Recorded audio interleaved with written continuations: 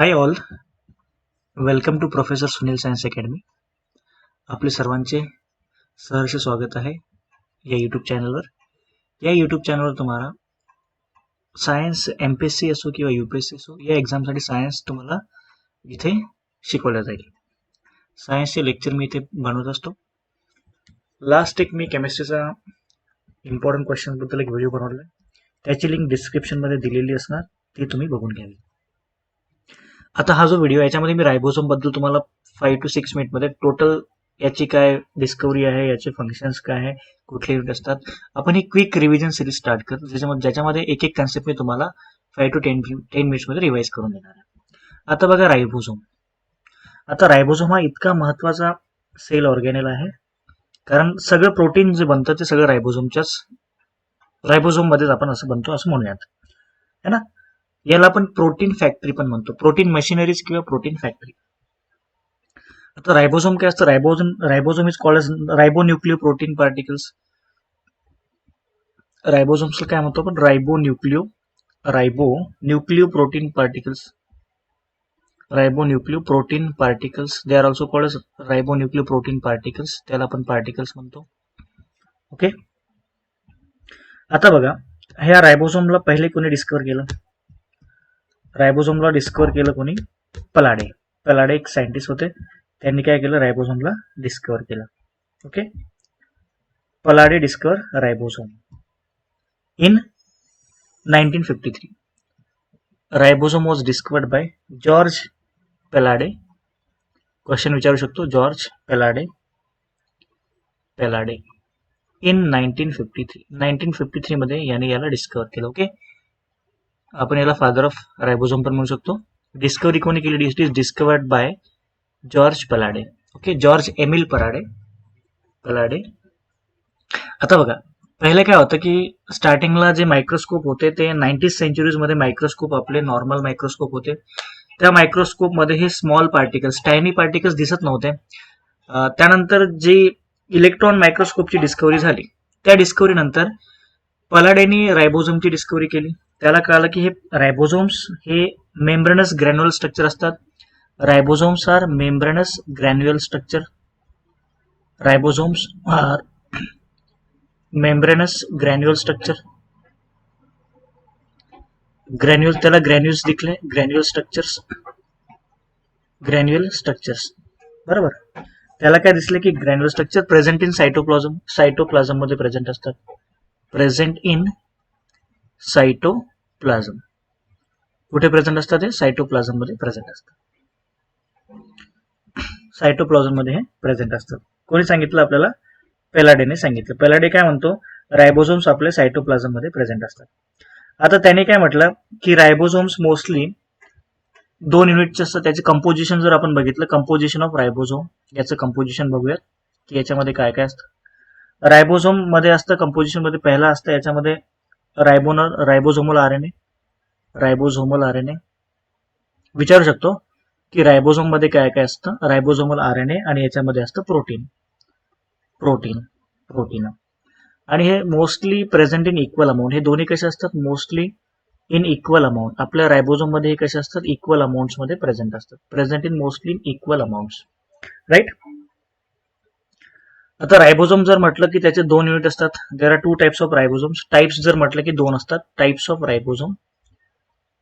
रायबोसोम्स 2 type असतात. एक 70S रायबोसोम आणि एक आपला असतो 80S रायबोसोम. पहिला बघा, पहिला टाइप काय असतो त्याच्यामध्ये? 70S रायबोसोम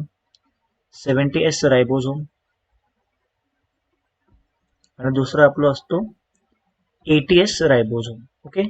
2 टाइपचे असतात, 70S रायबोसोम आणि 80S रायबोसोम. 70S रायबोसोम आणि एक काय असतो आपला 80S रायबोसोम. आता बघा, 70S रायबोसोम हा असतो प्रोकॅरियोट सेल्स मध्ये. प्रेझेंट इन प्रोकॅरियोट्स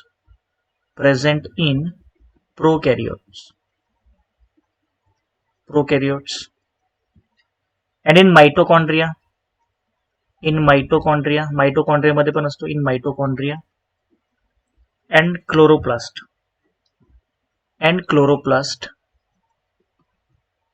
ठीक आहे. Of यूकॅरियोटिक sale. युकॅरियोट्स. युकॅरियोट्स मध्ये पण आपण म्हणतो की थोड्या प्रमाणात असतो. तर मोस्टली विचारलं तर आपण सांगायचं की हा प्रोकॅरियोट्स मध्ये जास्त प्रमाणात असतो. आणि जो आपला एटीएस रायबोझोम आहे, एटीएस रायबोझोम, आता याच्यामध्ये बघा 70s रायबोझोम मध्ये आपला प्रोकॅरियोट्स मध्ये प्रेझेंट आहे, आणि एटीएस हा जो रायबोझोम आहे तो असतो प्रेझेंट इन युकॅरियोट्स. प्रेझेंट इन युकॅरियोट्स हा कुठल्या सेल्स मध्ये असतो? युकॅरियोट सेल मध्ये असतो. ओके, युकॅरियोट्स मध्ये प्रेझेंट असतो. हा झाला तुमचा रायबोझोमचा general types. There are two types. एक काय असतो आपला 70s रायबोझोम आणि दुसरा काय असतो एटीएस रायबोझोम. 70s रायबोझोम आपला प्रेझेंट असतो प्रोकॅरियोट मध्ये, आणि दुसरा असतो आपला युकॅरियोट मध्ये, तो असतो आपला एटीएस रायबोझोम. ओके, आता रायबोझोम्स काय असतात? आपण त्याला काय म्हणतो? Protein synthesis machinery. Ribosomes are called as protein synthesis machineries. Okay, आपण त्याला काय म्हणतो? Protein synthesis machineries. आता तुम्हाला प्रश्न पडला असेल, सर हा एस म्हणजे काय असतो? हे जो एस असतो, एस स्टँड्स फॉर एक युनिट असतं, त्याला म्हणतो आपण स्वेटबर्ग युनिट्स. स्वेटबर्ग्स युनिट लक्षात ठेवायचं, स्वेटबर्ग्स युनिट. प्रश्न विचारू शकतो की रायबोझोम मध्ये जो एस असतो त्याला आपण काय म्हणतो? S is called as Svedbergs unit. Svedbergs unit लक्षात ठेवा, S is called as Svedbergs unit. आता जो आपला 70s रायबोझोम असतो, 70s रायबोझोम मध्ये दोन युनिट असतात आपल्याकडे. एक असतो 50s युनिट, एक असतो 50s युनिट, आणि एक असतो आपला 30s युनिट. याच्यामध्ये दोन टाइपचे युनिट असतात. एक 70s मध्ये 30s युनिट असतो, आणि एक आपला 50s युनिट असतो. यामध्ये बघा एटीएस रायबोझोम मध्ये दोन युनिट असतात. इकडे असतो आपला 60s युनिट आणि इकडे असतो आपला 40s युनिट. ओके, एक 60 युनिट असतो आणि एक आपला काय असतो? 40s युनिट असतो. जर आपण बघितलं, हा झाला आपला प्रोकॅरियोटिक रायबोझोम जो असतो 70s, आणि हा झाला आपला युकॅरियोटिक रायबोझोम तो असतो 80s. 70s आणि 80s रायबोझोम. 70s रायबोझोम हा छोटा स्ट्रक्चर मध्ये छोटा असतो, आणि 80s रायबोझोम स्ट्रक्चर मध्ये मोठा असतो. 80s रायबोझोम स्ट्रक्चर मध्ये मोठा असतो. ठीक आहे. आता बघा रायबोझोमचं जर तुम्ही कंपोजिशन बघितलं, कंपोजिशन ऑफ रायबोझोम, युकॅरियोट रायबोझोम असतो आपला 80s. मोस्टली हा युकॅरियोटिक असतो, लक्षात ठेवायचा, हा युकॅरियोटिक असतो. आणि हा कुठला असतो? 70s is प्रोकॅरियोटिक. प्रोकॅरियोटिक. ठीक आहे. आता याच्यामध्ये काय असतं? हा सायटोप्लाझम मध्येच प्रेझेंट असतो, आणि युकॅरियोट मध्ये पण तो सायटोप्लाझम मध्येच प्रेझेंट असतो. तो पण सायटोप्लाझम मध्ये प्रेझेंट असतो. त्यानंतर बघा याचं कंपोजिशन. कंपोजिशन मध्ये काय असतं? 70s मध्ये मी तुम्हाला काय सांगितलं? आरएनए आहे, बरोबर. याच्यामध्ये असतं 60% आरएनए, 60% आरएनए प्लस 40% प्रोटीन. काय म्हटलं मी? 70s आरएनए मध्ये 60% आरएनए आणि 70% मध्ये 40% काय असेल? आपला प्रोटीन. एटीएस मध्ये बघा काय असतं? याच्या उलट 40% आरएनए असतो याच्यामध्ये, त्याला रायबोझोमल आरएनए म्हणतो. आर आरएनए, कुठला? आर आरएनए, आर आरएनए लक्षात ठेवायचं, आर आरएनए प्लस याच्यामध्ये असतं 60% प्रोटीन. 60% प्रोटीन असतं याच्यामध्ये. काय प्रेझेंट असतं? 60% प्रोटीन. लक्षात ठेवा, 60% प्रोटीन प्रेझेंट असतो. Again ribosome is one of the best cell organelle which is responsible for protein synthesis. Ribosomes are the protein machineries. Ribosomes ला आपण काय म्हणतो? Ribosomes are protein synthesis machineries. Protein synthesis machineries. Synthesis machines किंवा machinery म्हणतो आपण त्याला, किंवा त्याला प्रोटीन फॅक्टरी पण म्हणलं जातं. Protein factory. Ribosomes are called as protein factory, कारण या रायबोझोम मध्ये काय बनतं? प्रोटीन बनला जातो. लक्षात ठेवायचं, रायबोझोम मध्ये काय बनतो? प्रोटीन बनला जातो. प्रोटीन कुठे बनतो? आपल्या रायबोझोम मध्ये बनतो. Protein is form in ribosome. Protein आपल्या रायबोझोम मध्ये बनला जातो. आता बघा रायबोझोमचं तुम्हाला जर स्ट्रक्चर बघायचं की प्रोटीन सिंथेसिस कशी होते, तर प्रोटीन सिंथेसिससाठी तुम्हाला रायबोझोम इम्पॉर्टंट आहे. Ribosome is very very important. Ribosome काय करतो? प्रोटीन सिंथेसिसला हेल्प करतो. रायबोझोमचं काय असतं की आपल्या बॉडीमध्ये किंवा आपल्या सेल ऑर्गॅनलमध्ये तीन टाईपचे आपले आरएनए आहेत. एक मेसेंजर आरएनए असतो, एक आपला काय असतो? ट्रान्सफर आरएनए असतो, एक असतो आपला रायबोझोमल आरएनए. आता बघा प्रोटीन सिंथेसिस कसं होतं. प्रोटीन सिंथेसिस कसं होतं आपल्या सेल ऑर्गेनेलमध्ये, इथे बघूयात आपण. Protein synthesis with the help of ribosomal RNA. एक नॉर्मल कन्सेप्ट तुम्हाला सांगतो मी, प्रोटीन सिंथेसिस कशी होते. एक ब्रीफली आयडिया आपण इथे बघूयात की प्रोटीन सिंथेसिस कशी होते. प्रोटीन सिंथेसिस, प्रोटीन म्हणजे प्रथिने. Proteins are the building blocks of our body. आता बघा, जर बॉडीमध्ये प्रोटीन तयारच नाही झालं तर बॉडीचं ग्रोथ थांबेल, राईट. आणि रायबोसोम हा एकच असा एक सेल ऑर्गेनल आहे त्यामध्ये प्रोटीन तयार होतं, है ना. रायबोसोम हा असा एकच सेल ऑर्गेनल आहे त्याच्यामध्ये काय होतं, प्रोटीन तयार होतं. आता बघा प्रोटीन कसं बनतं. पहिले आपल्याकडे एक असतो, हा समजा हा छोटा युनिट झाला आपला 30S किंवा 40S घ्या, आणि याच्यामध्ये असतं आपला मेसेंजर आरएनए. हा झाला आपला मेसेंजर आरएनए. याच्यामध्ये आपले काही कोड्स असतात. हा मेसेंजर आरएनए, याला आपण mRNA म्हणतो. या मेसेंजर आरएनए सोबत आपला जो मोठा युनिट असतो तो अटॅच असतो रायबोसोमचा. हा रायबोसोमचा मोठा युनिट, हा झाला आपला कम्प्लीट रायबोसोम. याच्यामध्ये mRNA असतो. आता बघा, या रायबोसोमवर 3 साईट असतात.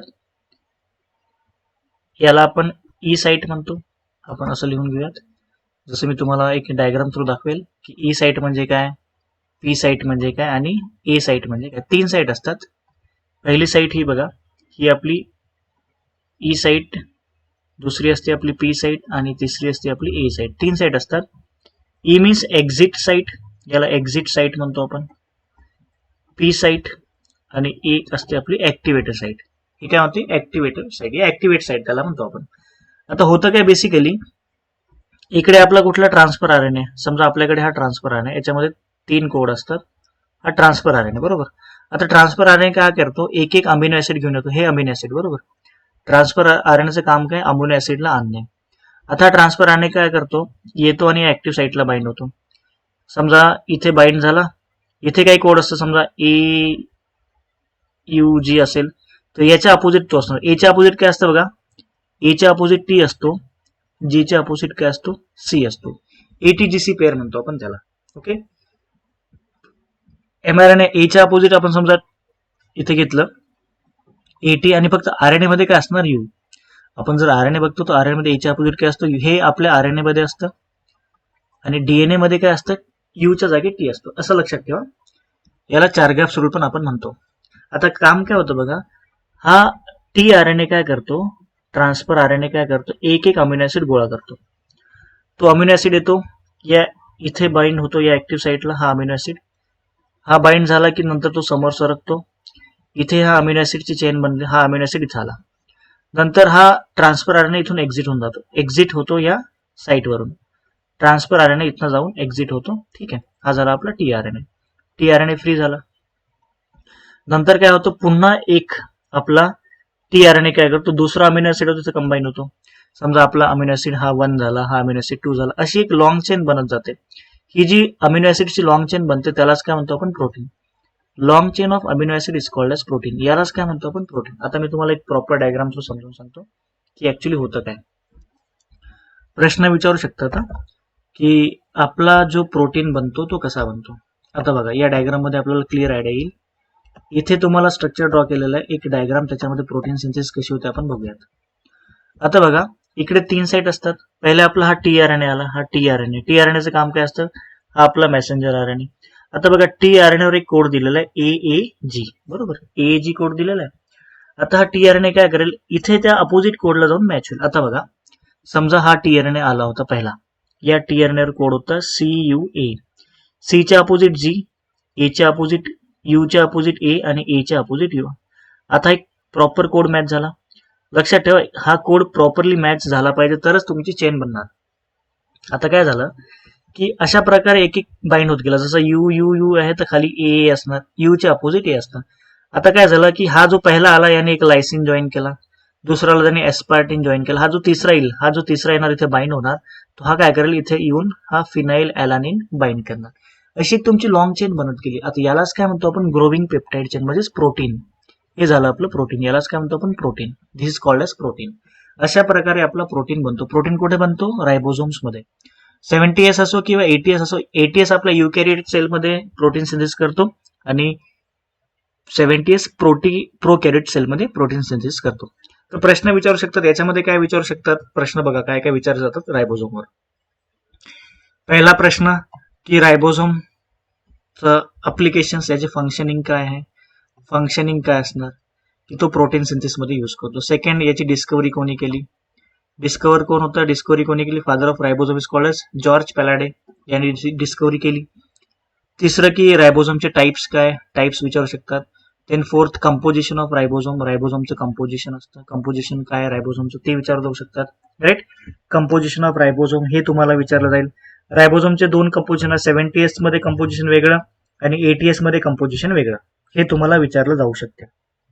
ओके, आता 70S मध्ये समजा टाइप्स मध्ये काय असतात, 70S मध्ये दोन सांगितले मी तुम्हाला, एक 30S सब युनिट असतो आणि एक 50S सब युनिट असतो. एस ला काय म्हणतो, S stands for Svedberg units, Svedberg unit. लक्षात ठेवा की एस चा अर्थ काय असतो, स्वेटबर्ग युनिट, हे लक्षात ठेवायचं इम्पॉर्टंट आहे. टाइप झाल्या